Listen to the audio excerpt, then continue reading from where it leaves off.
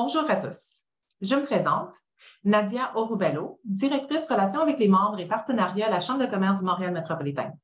Merci d'être avec nous ce matin pour ce webinaire d'experts présenté par l'Auto-Québec, S'engager socialement, mode d'emploi pour les entreprises. Le webinaire d'aujourd'hui sera l'occasion d'en apprendre plus sur les bonnes pratiques de l'engagement social en entreprise. Vous allez découvrir quelles sont les meilleures initiatives à mettre en place afin de créer des liens avec les acteurs du milieu social et assurer le succès de votre entreprise. On vous invite à poser vos questions dans l'onglet Q&A tout au long du webinaire, puisqu'elles seront répondues après la discussion. Pour débuter, je vous prie d'accueillir l'animatrice de ce webinaire d'experts, Mme Manon Gravel, responsable des relations avec la communauté l'Auto-Québec. Manon est responsable des relations avec la communauté et du programme On gagne à redonner, qui vise à soutenir des organismes tels que les Moissons et les Petits Rois, et qui comprend le programme de bénévolat. Bon matin, Manon, c'est à vous. Merci beaucoup, Nadia. Merci à vous d'être avec nous pour partager ce super sujet. Avec ce webinaire, ce qu'on souhaite faire, c'est vous présenter les différentes réflexions, les étapes qui nous ont amenés là où on en est, là où on est rendu aujourd'hui à l'Auto-Québec en matière d'engagement sociétal. Donc, pour ce beau projet, ce beau webinaire, je vais être accompagnée de Benoît Lefrançois, vice-président corporatif, jeux responsables, communication et responsabilité sociétale de l'Auto-Québec. Allô, Benoît. De Vania Aguiar, présidente et fondatrice de la Fondation Les Petits Rois. Allô, Vania. Et de Rachel Tremblay, chef des opérations expérience client et l'une des responsables de la campagne Moisson en casino. Allô, Rachel. Merci à vous, François, d'être avec nous. On va globalement aborder ce matin les différentes étapes qu'on a considérées et qu'on considère encore comme étant des incontournables pour développer et améliorer notre stratégie et notre façon de faire. Donc, c'est ce qu'on vous propose comme point de départ pour développer votre propre stratégie. Ces grandes lignes qu'on va aborder, ça va être disponible aujourd'hui sur notre blog. Donc, il n'y aura pas de PowerPoint pour accompagner notre présentation. Donc, avant d'entrer dans le vif du sujet, on va faire, je souhaitais faire un bref survol de ce qu'est l'Auto-Québec et de sa mission. Là. Donc, l'Auto-Québec a été créé en 1960 par le gouvernement du Québec. Le but de cette création-là, c'est de permettre à l'État d'encadrer les activités de jeu liées aux jeux de hasard et d'argent et les soustraire au contrôle du crime organisé. Donc, tous les profits qui découlent de nos activités sont retournés à notre actionnaire, le gouvernement, qui, par la suite, va retourner ça sous forme de services publics là, à la collectivité. Donc, tout ce qu'on fait retourne à la collectivité. Mais en tant que société d'État, en fait, en tant que société d'État, on considère qu'on a des devoirs et des responsabilités envers le gouvernement, mais aussi envers la population québécoise. Donc, en gros, on gère la loterie via un réseau de détaillants qui ont des terminaux de jeu. Puis ça, ils sont répartis à travers le Québec. On est responsable de l'exploitation et du développement des 4 casinos, des 2 salons de jeu et du jeu en ligne. Puis, on gère et commercialise les produits de paris sur les événements, paris sportifs ou autres. Bingo en réseau dans plusieurs salles, le Kinzo, puis un réseau d'appareils de loterie vidéo répartis dans des bars à la grandeur du Québec. Donc, ça, c'est nos activités commerciales. Mais on le voit par notre mission, l'Auto-Québec est engagé dans sa communauté. Puis ça, c'est depuis la création de l'Auto-Québec. Donc, ce qu'on souhaitait, c'était en faire plus, justement, se rapprocher de la communauté, puis aller au-delà de la portion qui est davantage économique de notre mission. Donc, on voulait se rapprocher de quelque chose qui est moins rationnel, qui est plus proche de l'émotion, plus proche du cœur. On a identifié 3 ingrédients essentiels pour notre démarche. L'adhésion de la haute direction à la démarche en tant que telle, la rencontre véritable avec nos partenaires, comment on peut les soutenir puis endosser leurs causes, puis la participation des employés. Donc, comme vous le voyez, là, on ne peut pas prétendre avoir inventé la roue, là, mais parfois, c'est quand même, même si ça a l'air bien évident, c'est parfois plus facile à dire qu'à faire. Donc, on va débuter par l'engagement de la haute direction à la démarche, dont on va discuter avec Benoît. Donc, allô Benoît. Merci encore de joindre à nous pour ce webinaire. Benoît, je l'ai dit tantôt, tu es vice-président corporatif, juriste responsable communication et responsabilité sociétale de l'Auto-Québec. Tu es à l'Auto-Québec depuis un peu plus de 3 ans. Concernant l'engagement de l'Auto-Québec, c'est quoi qui t'a frappé le plus quand tu es arrivé parmi nous? Ben, écoute, premièrement, bonjour tout le monde. Donc, un grand plaisir, mais juste avant, j'aimerais ça juste prendre quelques secondes pour remercier la Chambre de commerce du Montréal métropolitain pour l'initiative du webinaire. Donc, un grand merci et merci à toute l'équipe. C'est vraiment un plaisir de collaborer avec vous. Donc, maintenant, par rapport à moi plus personnellement, ben, c'est sûr qu'après 25 ans dans le réseau de la santé et des services sociaux, je suis arrivé à l'Auto-Québec. Je peux peut-être dire que humblement, je pense que je représentais la grande partie de la population québécoise, c'est-à-dire que je ne connaissais pas grand-chose de l'Auto-Québec, mis à part les mesures de jeu responsables, mais même encore. Donc, c'est sûr que j'ai été grandement surpris, agréablement surpris lorsque je suis arrivé sur beaucoup de projets organisationnels, notamment en développement durable et bien d'autres, mais également des projets philanthropiques et des projets, mais surtout des projets qui étaient dans la culture organisationnelle. C'est ça qui m'a vraiment marqué, autant sur des projets d'opération sac à dos pour la rentrée scolaire, bien sûr des paniers de Noël et bien d'autres. Les moissons que Rachel va sûrement parler tout à l'heure, mais assurément, et c'est la culture, comment c'est teinté, et même que je pourrais dire même une certaine noblesse, parce que ce n'est pas des choses que les gens ils font pour les bonnes raisons. On va en parler tantôt, je vais en parler un petit peu plus tard tantôt, mais et c'est ça qui m'a agréablement surpris. Puis j'étais encore plus fier de me joindre à l'Auto-Québec à cette époque-là, puis je suis encore plus fier de le faire aujourd'hui.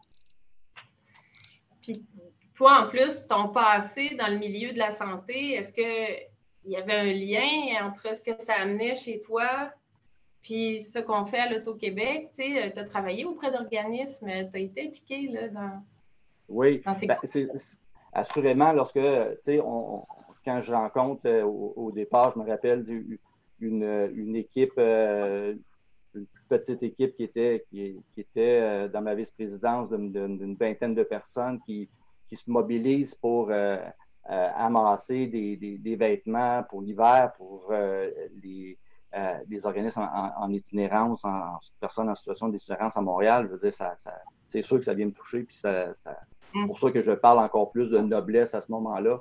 Ils le font pour les bonnes raisons avec un cœur sur la main.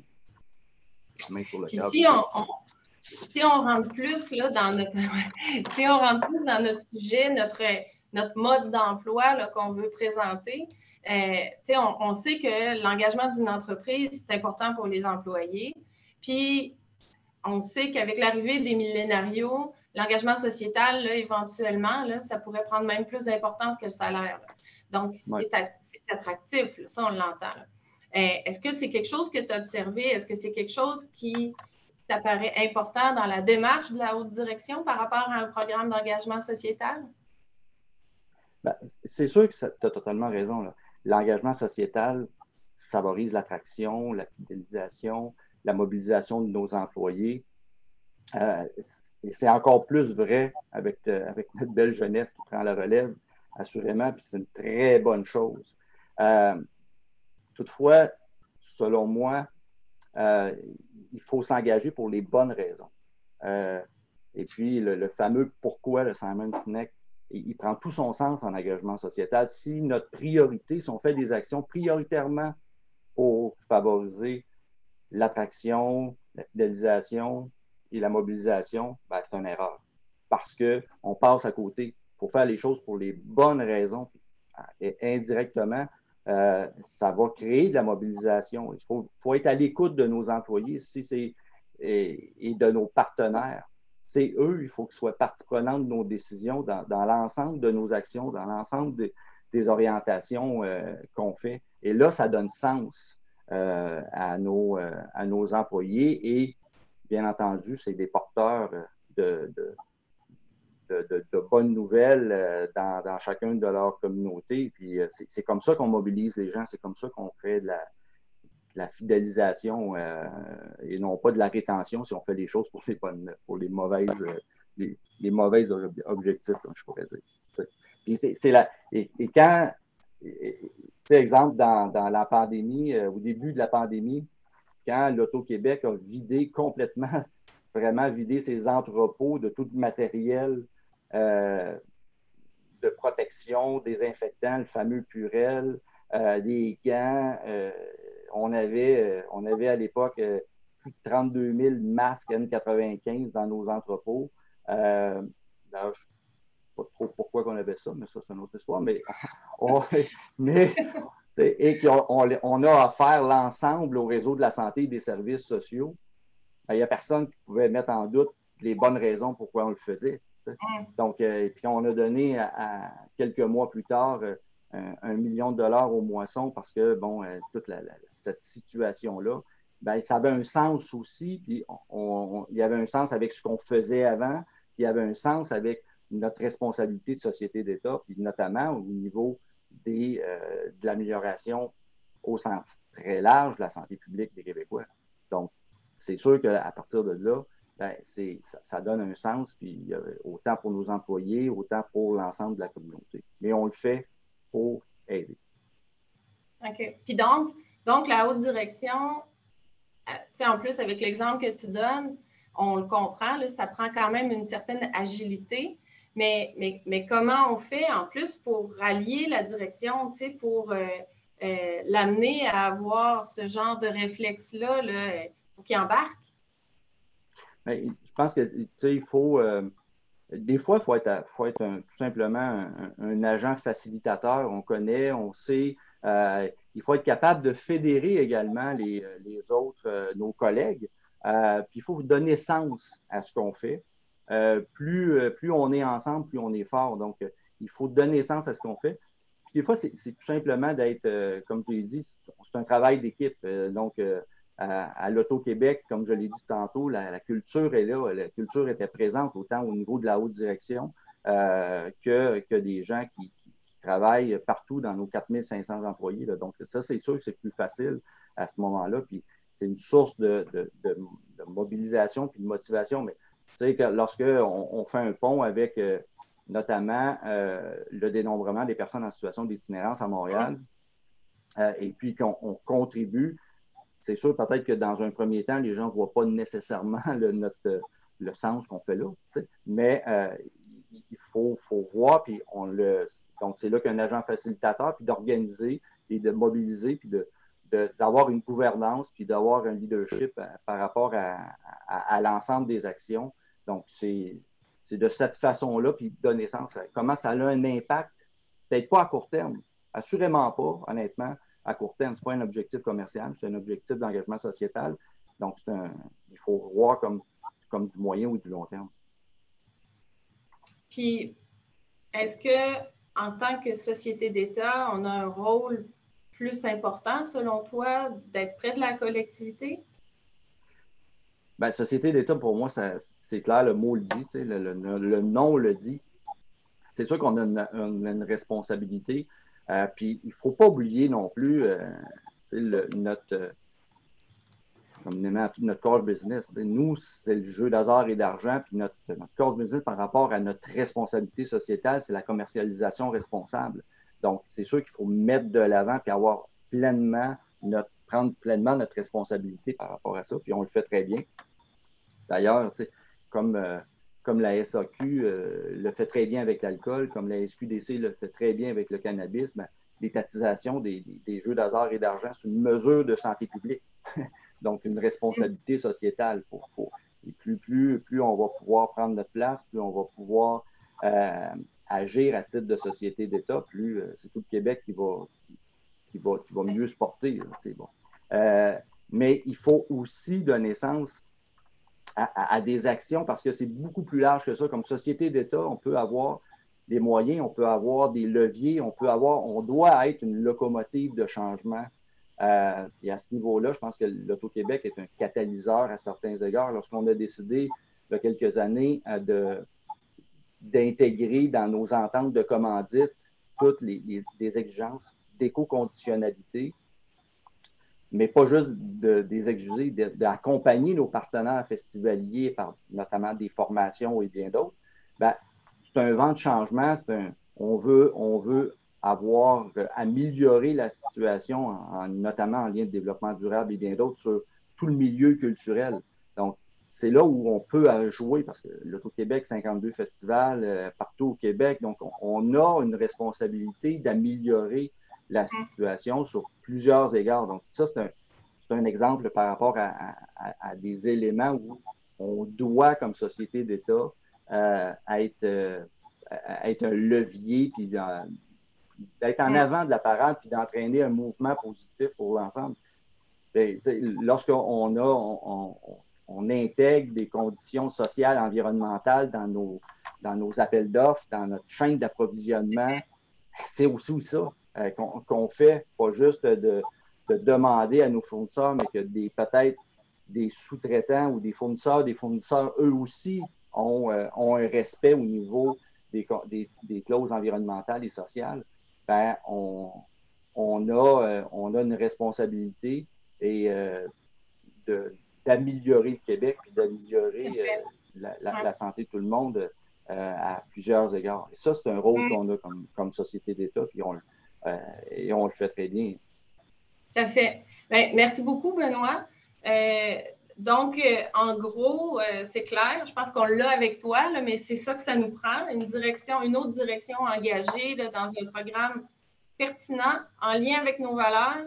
Puis, je sais qu'on n'a pas eu le temps d'en parler, mais on en parlait quand on s'en parlait, toi puis moi, l'importance de suivre les résultats du programme, les avancées du programme. Je le dis parce qu'on parle de faire un mode d'emploi, c'est que je le ramène, on n'a pas eu le temps d'en parler, mais l'indicateur, les objectifs qu'on se fixe, c'est important d'en avoir, c'est important de les suivre. Puis, plus c'est suivi auprès de la haute direction, plus ça va amener notre programme, ça va y donner des dents.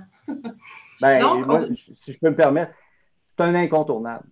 S'il n'y a pas d'indicateur qui est suivi par l'autre direction, même si, le cas échéant, le conseil d'administration, que ça ne fait pas partie des évaluations au sens large, autant des employés que l'organisation, ben, c'est ça qui fait pérenne, qui rend pérenne nos actions puis nos mesures. Donc, c'est un incontournable, tu as bien raison de le souligner. Excellent. Bien, merci beaucoup. Donc, on vous a parlé de 3 ingrédients principaux. On vient de rencontrer notre premier ingrédient pour développer puis faire vivre notre projet d'engagement. Donc, on a parlé de la haute direction. Le deuxième ingrédient, disons, qu'on a identifié dans notre démarche, c'est l'écoute de nos partenaires, de leurs causes, de leurs besoins.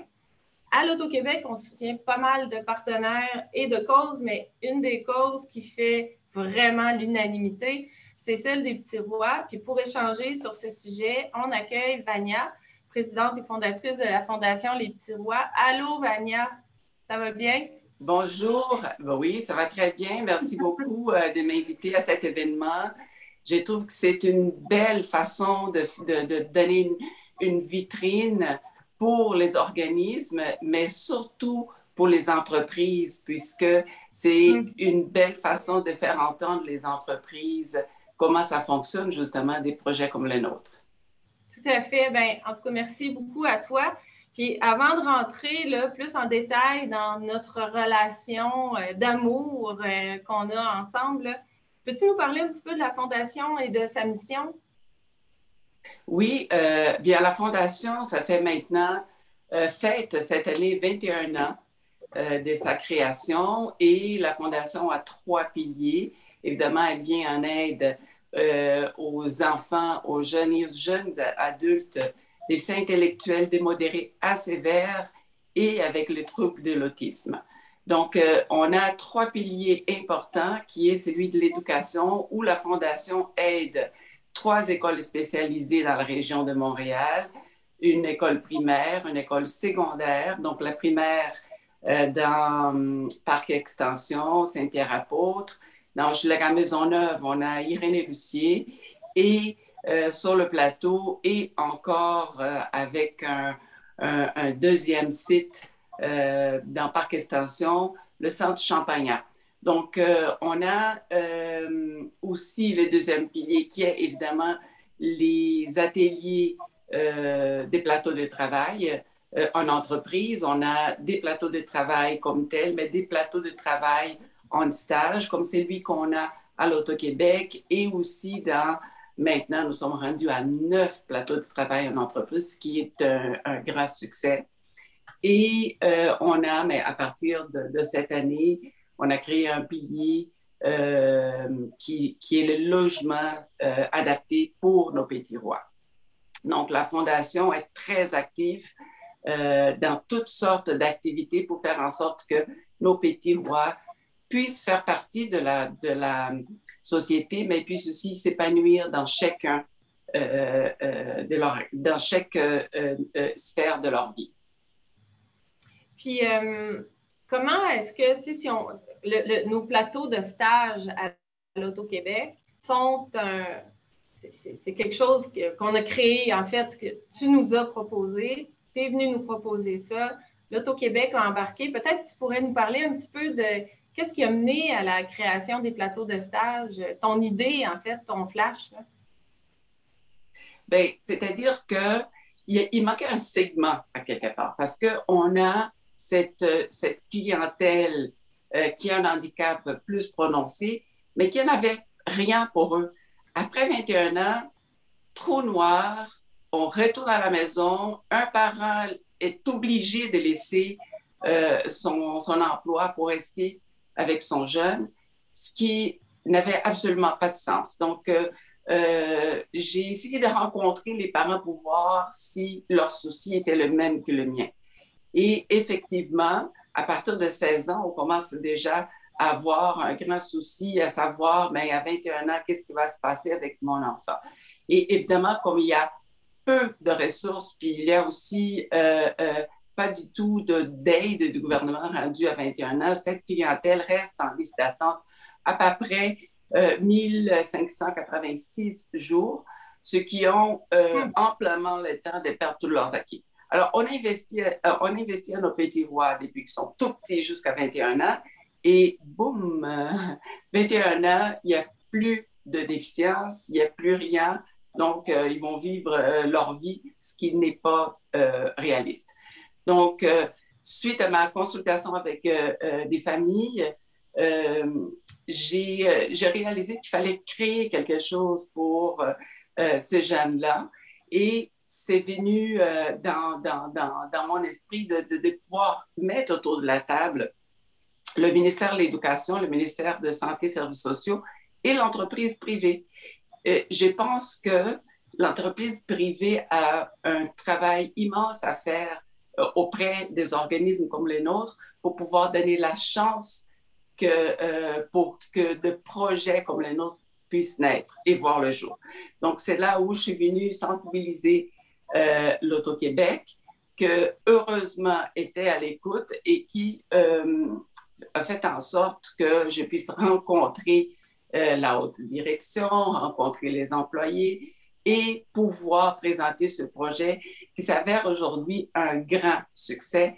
On a débuté en 2017. Nous sommes maintenant avec 3 plateaux en stage chez vous et ça a donné l'idée à d'autres entreprises aussi de pouvoir ouvrir leurs portes pour nos petits rois.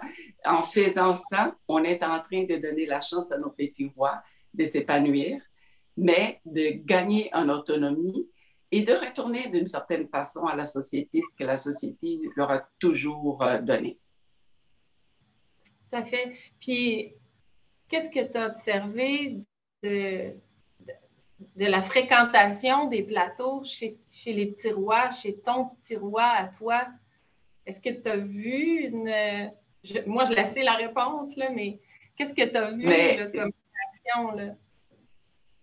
Mais je pense que c'était notre première expérience et 1 an après que les jeunes sont arrivés à l'Auto-Québec, nous avons rencontré les parents. Chaque famille de chacun des petits rois qui étaient et au casino et au 500 pour savoir qu'est-ce qui a changé dans leur vie. Parce qu'évidemment, la Fondation, elle soutient les petits rois, mais aussi leur famille. Et c'était une rencontre très révélatrice parce qu'on a une petite reine qui a des problèmes de comportement. Et elle avait à l'époque des problèmes très graves de comportement. Et sa famille nous disait que depuis qu'elle fréquentait l'Auto-Québec, tous les comportements négatifs qu'elle avait à la maison se sont estompés. Et ça, c'était vraiment intéressant de savoir. C'est parce qu'elle se sentait maintenant responsable, elle se sentait utile. Et quand elle arrivait à la maison, autour de la table, elle était capable de dire, ben, aujourd'hui, j'ai fait ça.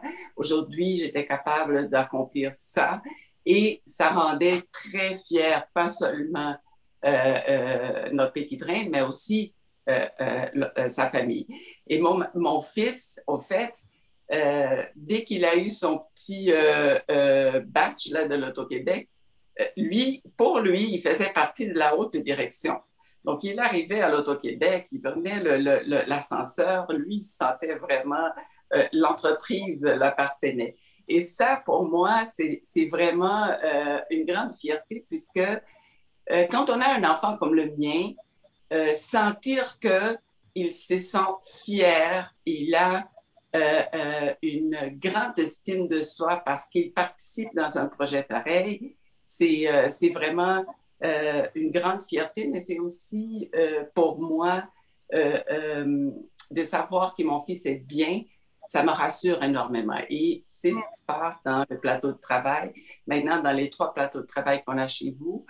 Ce que je veux aussi souligner, c'est l'effet que quand nos jeunes sont arrivés chez vous, on n'a pas eu le sentiment que les employés avaient une certaine crainte.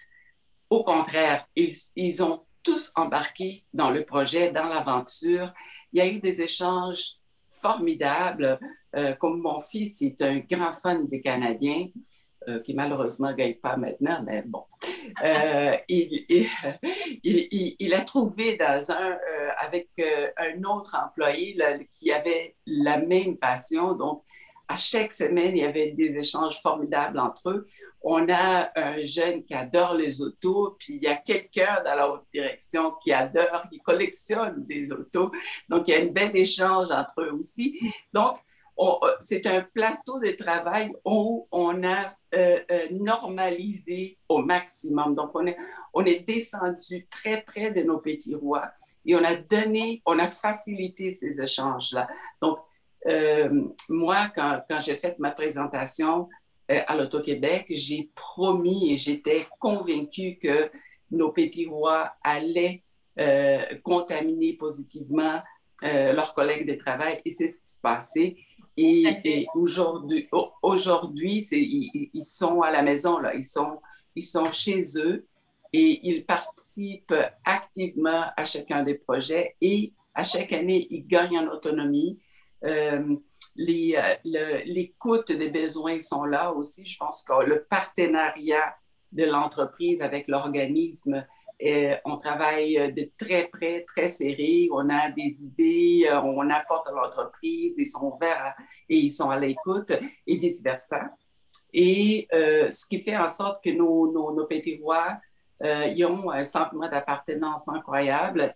Ils maximisent leur quotidien chez vous et ils apprennent davantage. Donc, je pense que c'est gagnant-gagnant et je pense que chaque entreprise devrait être capable d'ouvrir ses portes pour peu importe le projet hein, qu'on a devant de l'organisme qui se présente chez vous parce que j'y crois sincèrement que l'avenir de chacun des projets, de chacun des organismes passe indéniablement par l'entreprise privée.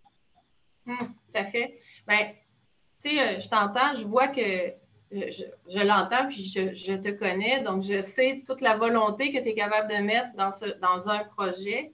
Qu'est-ce que tu recommanderais aux entreprises, justement? Tu sais, tu dis, c'est intéressant, il faut qu'ils s'ouvrent. C'est quoi la démarche qu'ils devraient faire, justement, pour s'engager dans une cause? Comment est-ce qu'ils doivent approcher le partenaire? Est-ce qu'il y a des choses que tu pourrais dire par rapport à ça? Et je pense que être à l'écoute, c'est la première chose vraiment, parce que c'est la seule façon de comprendre les projets et avoir une ouverture envers, peu importe le projet qui est présenté à l'entreprise.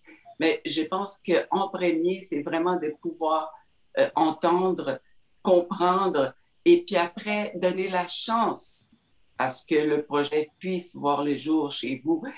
Tenter des choses différentes, je pense que c'est la façon ultime de faire. Et puis, en tant qu'entreprise, avoir un intérêt aussi envers les différents projets que différents organismes vous présentent parce que après la pandémie, les besoins sont de plus en plus criants. Et puis, toutes les causes sont bonnes et tous les organismes ont des projets fabuleux à vous présenter. Donc, je pense que juste l'effet d'être ouvert à ça et donner la chance aux organismes de venir vers vous, je pense que c'est ça qui va faire en sorte qu'on va réussir à changer la société québécoise positivement. Tout à fait. Merci, Vania. Si je résume en gros là, les mots-clés qui ressortent de ce qu'on vient de se dire par rapport à la relation avec le partenaire, c'est d'avoir en tête de construire un projet porteur, de l'écoute, de la collaboration, de l'ouverture. Je pense qu'on peut aussi mentionner que s'il y a un peu de chimie, c'est vraiment quelque chose qui va amener le projet à dans une autre dimension, là, à quelque part. Donc, Vania, un grand merci pour ta participation. Beaucoup de reconnaissance aussi pour ta confiance. Merci beaucoup. Donc, on va arriver à notre troisième ingrédient essentiel à notre recette. Il s'agit de l'implication et la participation des employés. Puis, on va en parler avec Rachel Tremblay. Donc, allô Rachel, merci d'être avec Bonjour. nous. Tu es chef des opérations expérience client, puis une des responsables de la campagne Moisson en casino. Avant d'entrer dans les détails de ce que tu fais là, davantage, peux-tu nous décrire en quelques mots c'est quoi, en fait, ce que tu fais comme gestionnaire d'établissement? C'est quoi ton rôle à l'Auto-Québec? Premièrement, merci à la Chambre de commerce de Montréal de l'invitation. Merci de nous permettre de partager notre expérience et c'est vraiment agréable pour nous et apprécié. En fait, moi, je suis gestionnaire d'établissement au Salon de jeu de Québec. Je suis aussi responsable des équipes opérationnelles qui sont vraiment sur le terrain là, avec les clients. Et je suis impliquée dans les activités avec les moissons directement. Donc, je sais que tu es impliquée dans beaucoup de ces activités-là. Peux-tu nous en présenter quelques-unes, s'il vous plaît? En fait, on a fait des activités, par exemple, là, récemment, avant les fêtes, on a fait une activité qui était la composition d'une soupe repas.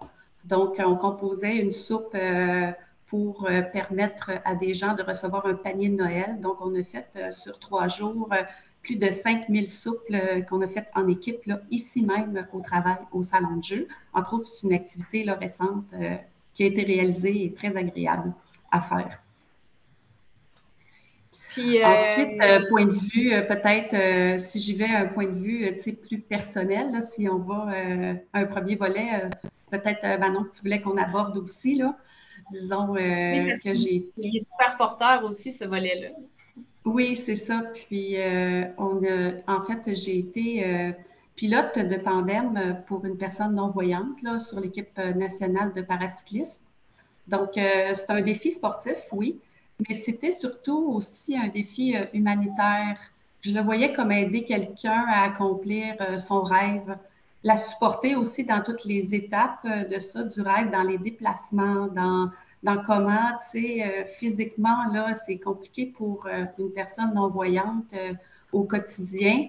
Donc, imaginez se déplacer en gym, se déplacer dans des compétitions là, à l'extérieur. Donc, j'ai vraiment beaucoup senti que je supportais cette personne-là humainement. Et dans ma famille, j'ai des membres qui sont très impliqués dans leur communauté depuis longtemps.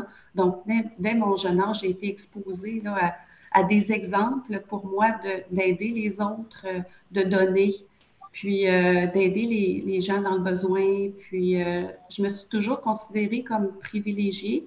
Donc, j'ai toujours senti que j'avais besoin de redonner.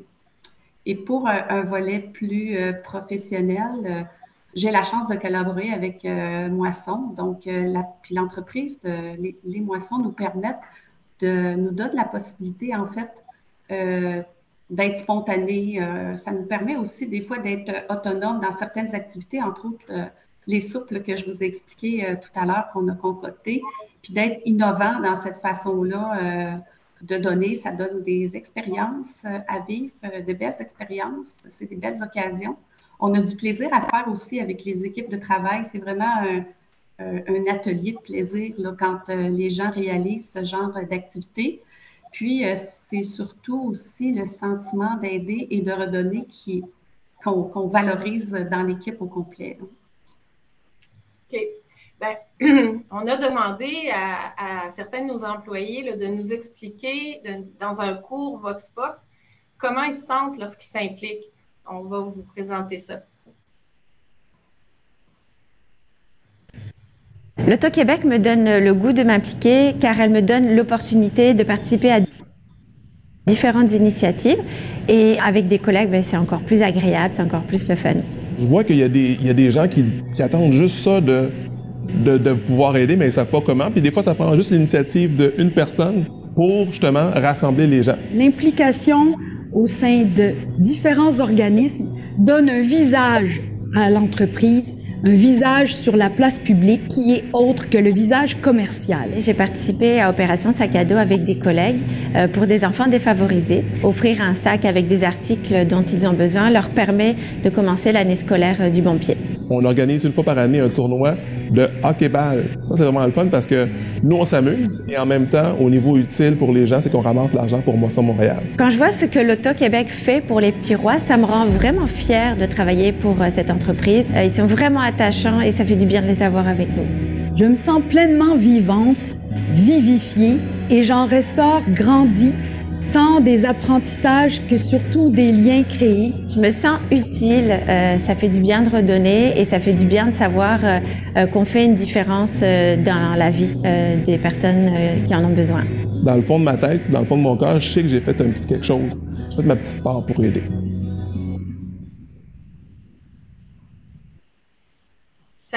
Rachel, toi, tu organises ce genre d'événement-là. Est-ce que tu as observé des réactions similaires à celles-là dans tes équipes? Oui, on voit beaucoup ressortir de la fierté. Je pense que c'est le sentiment principal là, que vous avez pu observer. Les gens sont vivifiés, sont contents, sont valorisés aussi. C'est le sentiment de redonner aux autres. Là, on le sent très fort. En plus, il y a une chimie qui se développe dans ces moments-là où il y a des employés qui sont rassemblés.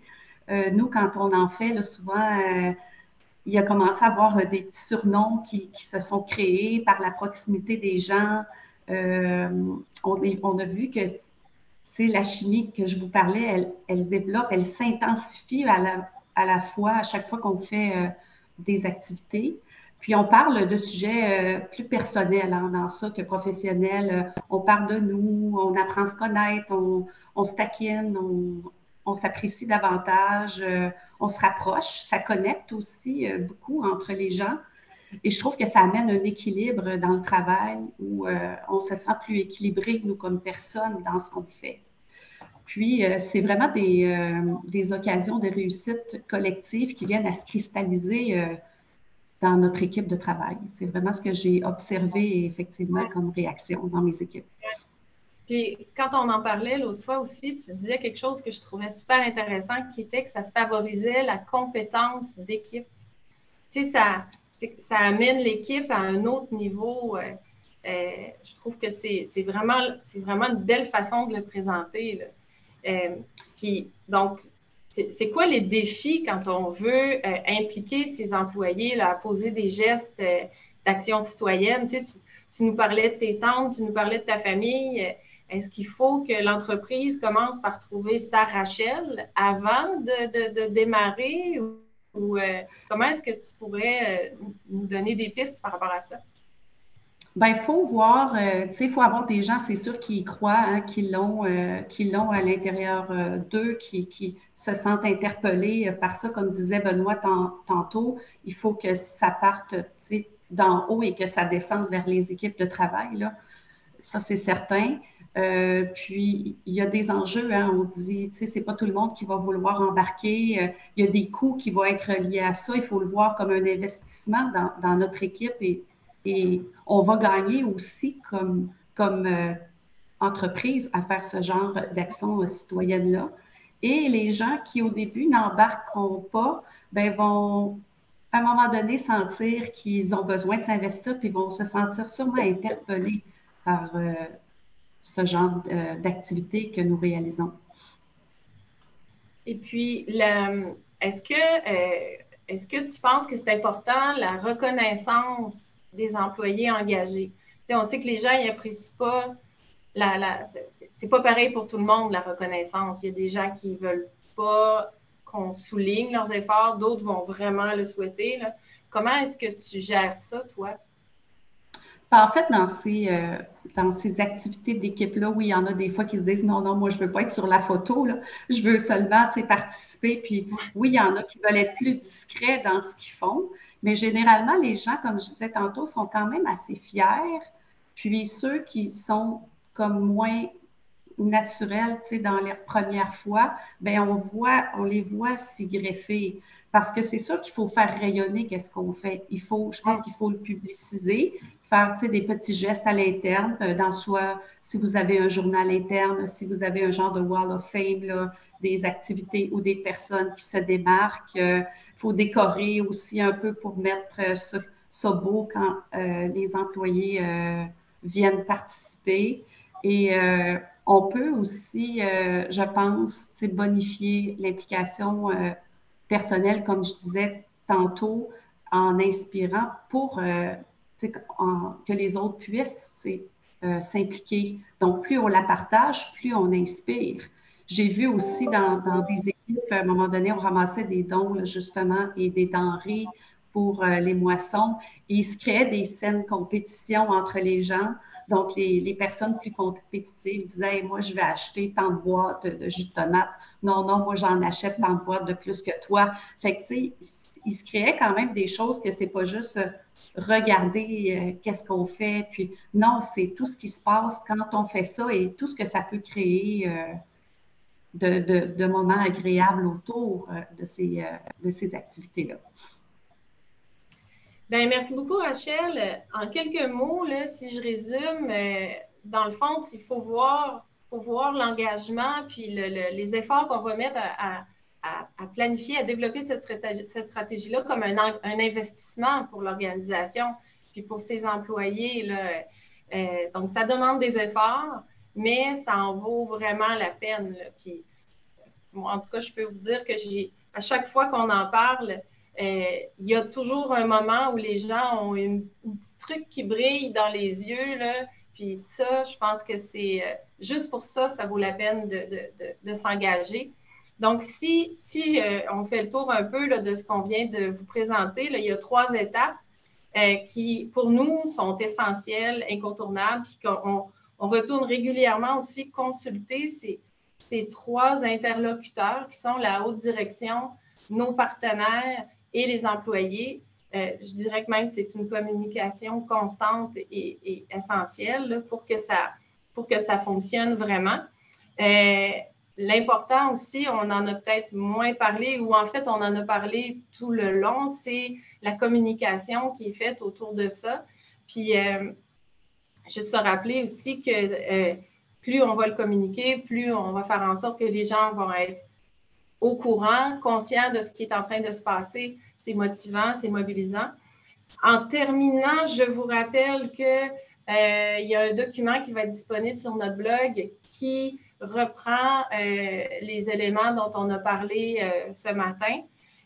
Donc, vous allez pouvoir le trouver là, dans quelques instants. Puis, je vous remercie encore nos 3 invités. Merci beaucoup. Merci aux participants là, de la Chambre de commerce. Et merci à la Chambre là, pour avoir organisé tout ça. Et je pense qu'on passe aux questions directement. Oui, effectivement, il y en a 5 maintenant dans le Q&A pour vous. OK. Alors,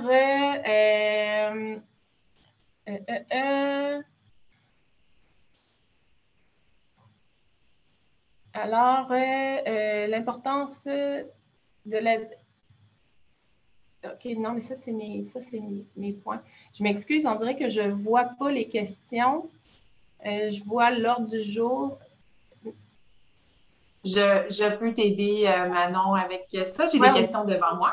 Donc, OK, première, il n'y a pas de souci. Je vais vous laisser répondre selon le sujet. Alors, première question, doit-on choisir une seule cause ou est-ce qu'on peut avoir plusieurs, en fait, comme entreprise? OK. Alors, je vous dirais qu'il n'y a pas de loi par rapport à ça, mais, puis Benoît l'a abordé un peu, l'important, c'est vraiment le fil conducteur entre les causes.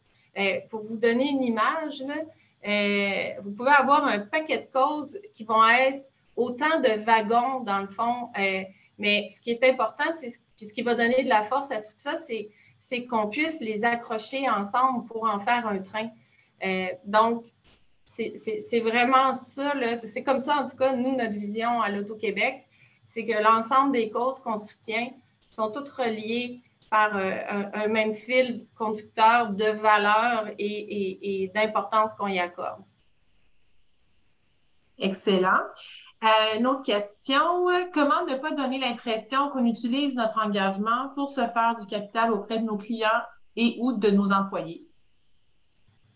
Peut-être celle-là, oui, la prendre,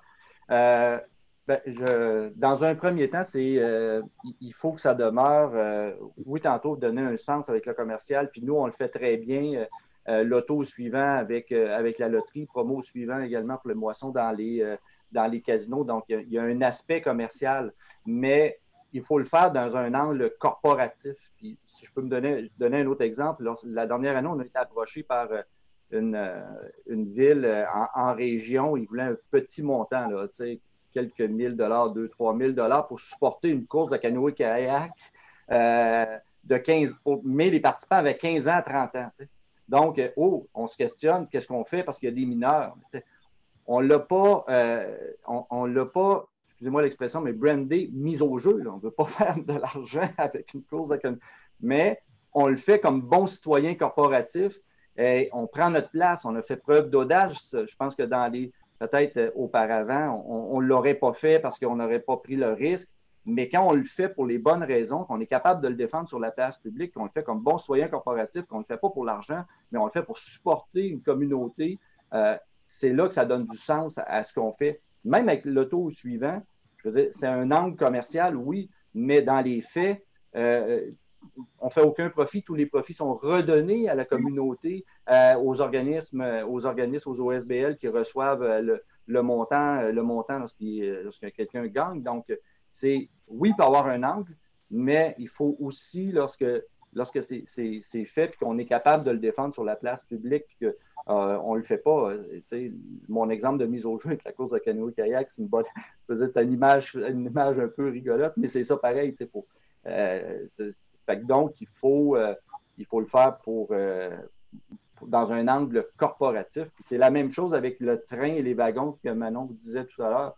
On peut avoir plusieurs causes, mais qui sont propres. Les loteries, les casinos ont des causes, mais ils sont attachés dans un train d'une façon corporative. Effectivement, ça fait partie d'une stratégie plus globale qui rejoint l'ADN, dans le fond, de l'entreprise aussi. Exactement. Exactement. Oui, vas-y. Non, en fait, j'allais juste dire, étant donné cette authenticité-là, bien, à partir de ce moment-là, on est très à l'aise, on devient plus à l'aise de parler de ce qu'on fait. C'est pas se lancer des fleurs que de dire ce qu'on fait quand on le fait de façon authentique.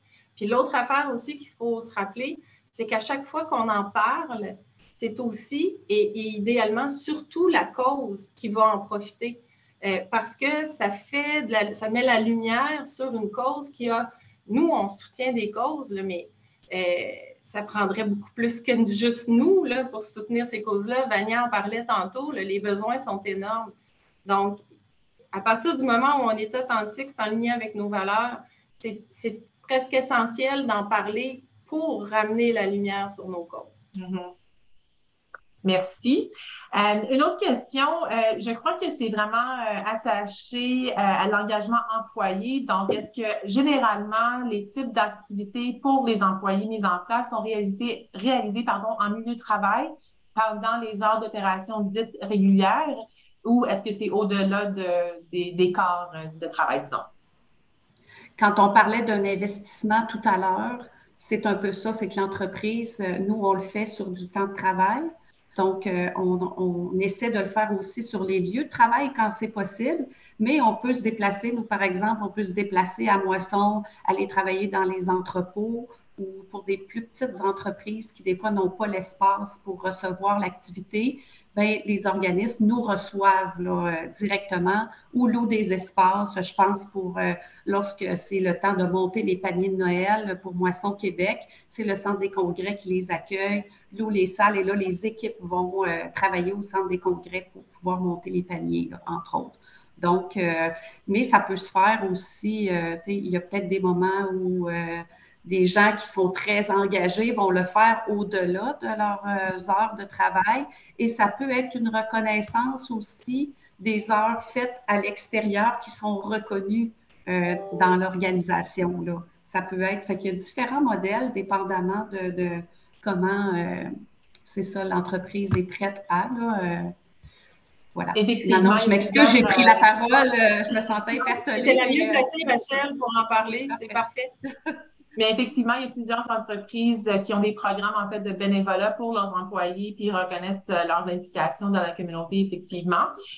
J'ai une question qui est en fait, c'est un peu la suite de cette question-là, mais ça revient aussi, Manon, vous avez parlé beaucoup de la communication, peu importe les trois volets, donc l'importance de la communication. Donc, on demande ici, c'est quoi le mécanisme en place pour présenter ces types d'activités pour effectivement solliciter les employés, les personnes pour se rendre plus impliqués?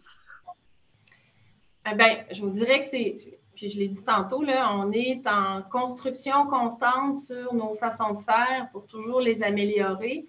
Mais présentement, là, ce qu'on va faire, c'est qu'on va par exemple, Benoît parlait du dénombrement tantôt. C'est peut-être pas l'exemple où il y a eu le plus de participation parce que c'était nouveau cette année, notre participation à ce projet-là.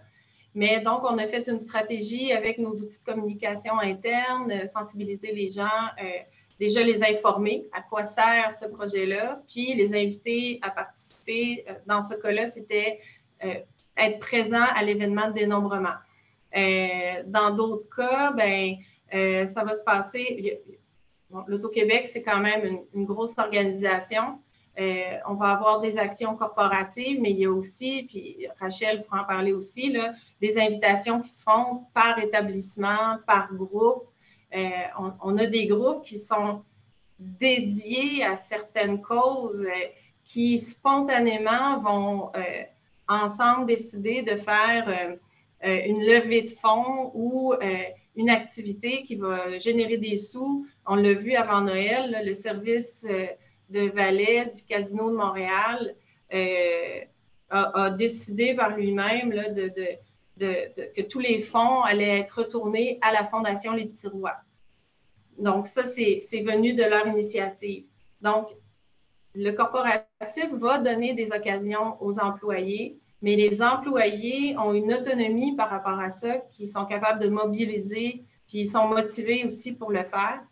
Puis, en bout de ligne, ce qu'on essaie, c'est de capter toutes ces occasions-là pour en parler le plus possible, pour donner le goût à ceux qui n'ont peut-être pas encore pensé de s'engager, de le faire.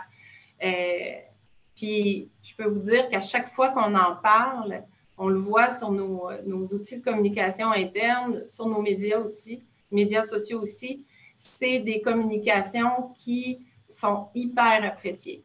Les gens sont contents de voir qu'il y a cette participation-là à l'Auto-Québec, que ce soit de l'interne ou de l'externe. Donc, on essaie d'en parler toujours davantage. Puis c'est vraiment un moteur dans notre action, là, dans notre stratégie d'engagement. En fait, la dernière question. Ah oui, vas-y.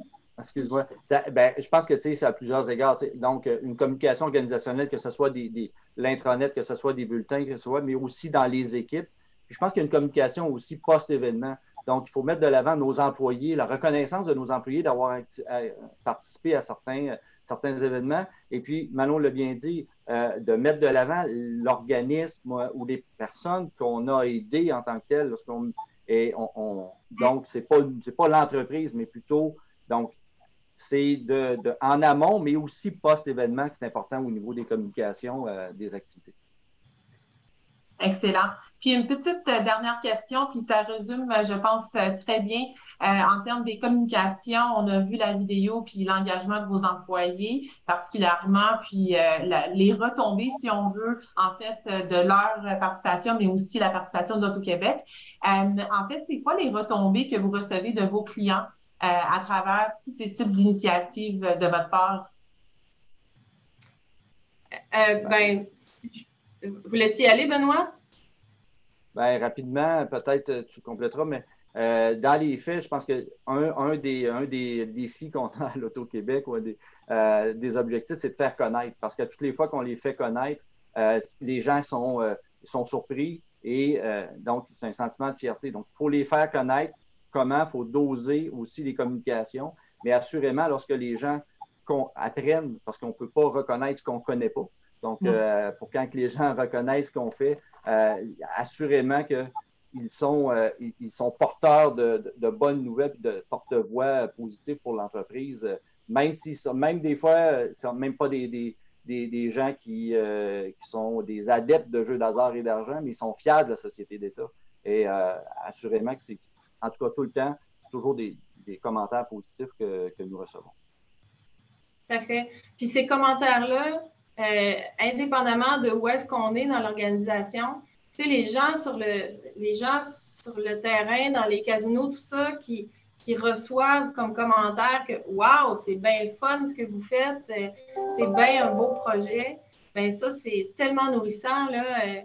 Donc, comme Benoît dit, on essaie de toujours le communiquer le plus possible pour entraîner cette réaction-là. Puis, c'est tellement payant, nourrissant là, que on essaie d'avoir une stratégie la plus porteuse possible pour faire connaître tout ce qu'on fait. Excellent. On est à 9h30. Le temps passe vite. Donc, je prends l'opportunité de vous remercier. Merci beaucoup, Manon, Vania, Rachel et Benoît. Une discussion hyper intéressante et appréciée par tous, je suis certaine. Merci également à vous tous d'avoir été des nôtres ce matin enneigé.